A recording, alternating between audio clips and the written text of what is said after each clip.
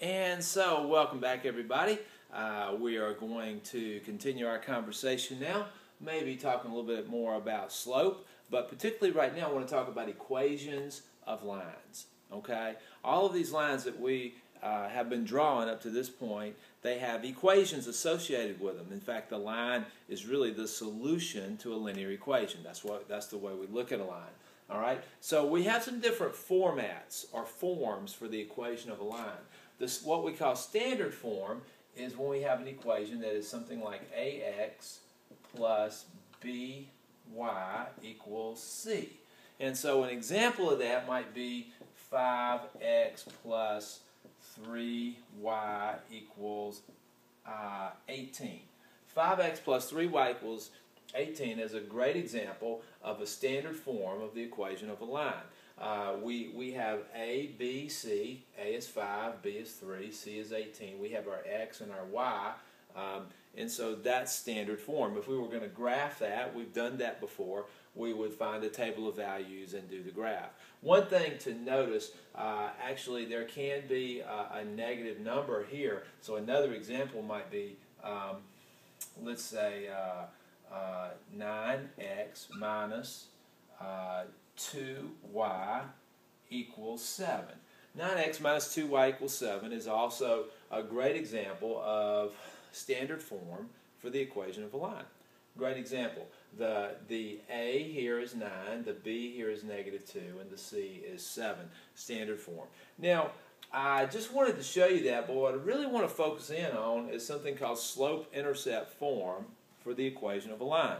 Now, I want you to notice the two words that we're using there, slope and intercept. Now, we've talked a fair amount already about those two words, slope, how the line moves from one point to the next, and also the intercept, where the line crosses the x-axis, where it crosses the y-axis. All right, so slope-intercept form. Let me show you slope-intercept form and tell you some things about it. Slope-intercept form equation looks like y equals mx plus b. Now, in this, y equals mx plus b, let me give you a quick example. Y equals, let's say, 3/5 x plus 2.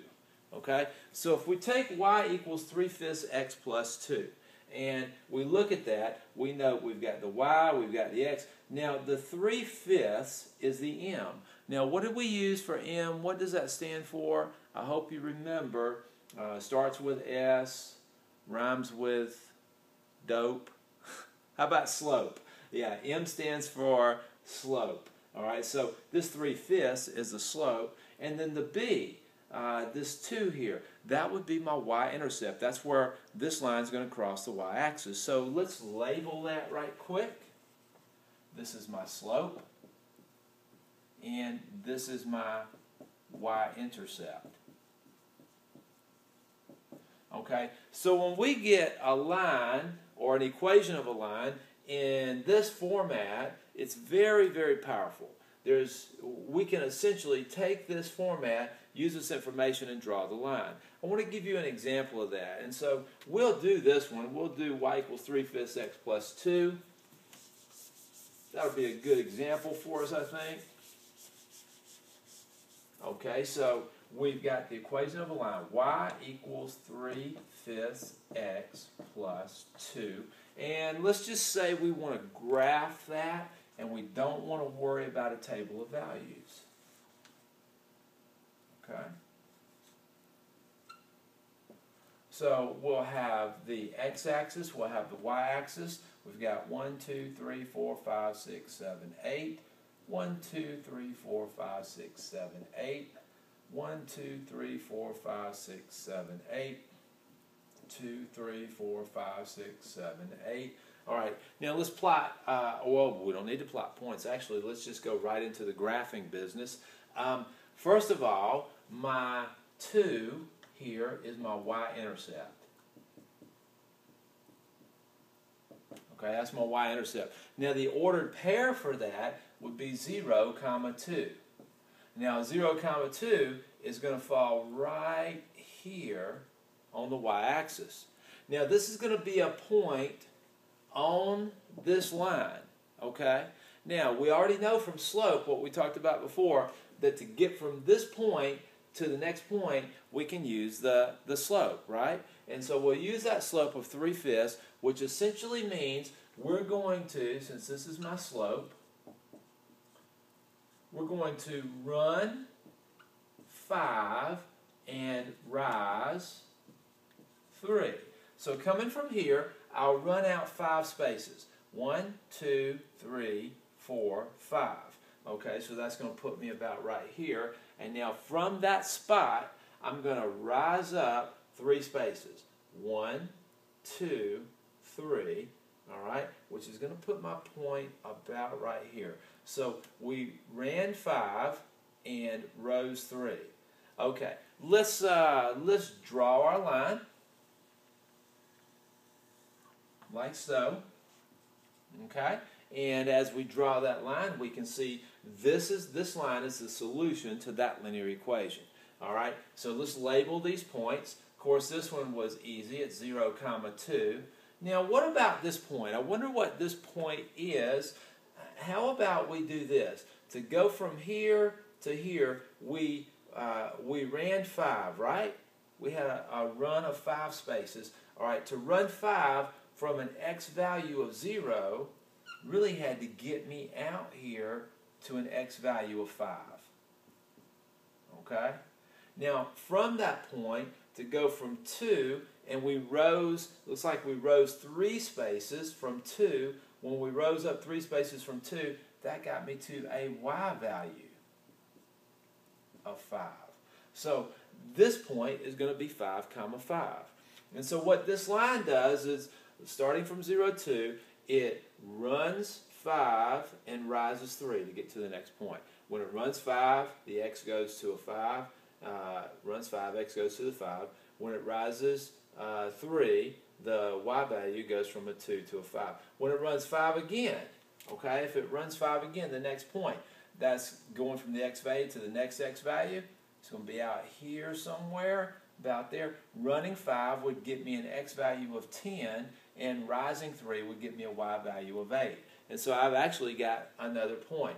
Let's just pretend like we kept going with it. If it ran 5 again, somewhere out here, there's going to be an x value of 15, adding 5 here, and the y value is going to go up to, because the rise is 3, it's going to go from 8 to 11.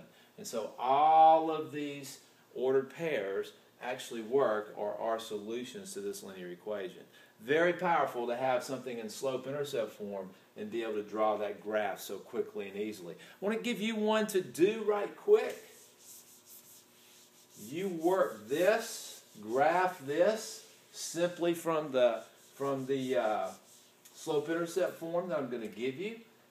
So we have y equals, let's just say we've got negative slope this time, negative 2/3 x, and let's say minus 4. Okay? So if you would, I want you to plot your y-intercept and then count your slope and draw the line. I'll see you back in just a minute. Okay, I'm glad you're back. Hope you paused the video to do that work for me. And so let's just jump right in here and do this graph right quick. And so to do this, what I'm going to do is set me up a quick graph, an x and a y, and a 1, 2, 3, 4, 5, 6. 1, 2, 3, 4, 5, 6. 1, 2, 3, 4, 5, 6. 1, 2, 3, 4, 5, 6. Okay, so I'm going to start, guys, I'm going to start with the y-intercept of 0, negative 4. 0, negative 4. Okay, so that's coming 1, 2, 3, 4. Here we go. There's my y-intercept. Now from there, I'm going to have a slope of negative 2/3, which means I'm going to have a run of 3 and a rise of negative 2, or I'm going to drop 2. So from this point, what you would have done is you would have run out here 3 spaces to get you to about right here. And then your rise at -2 would have taken you to right here. Let's put that there. All right, let's see if we can draw our line. Okay, good. All right, so this line is the solution to this equation. Our points, very quickly, 0, -4. And then when we ran from there, from the 0, we ran 3, so that gets me an x value of 3. And then we rose -2. We're already at -4, and so really we dropped, and so we dropped down to -6. We could predict the next point on here and run 3 and get to 6, and drop 2 would get to -8, and so on and so forth to get to those points. And so that's how we use slope-intercept form to draw our lines. A couple things to notice about slope-intercept form very quickly. In slope-intercept form, the y is isolated. The y is by itself, so that's an isolated variable. Here's my slope, here's my y-intercept, and that's slope-intercept form. All right, guys, great work.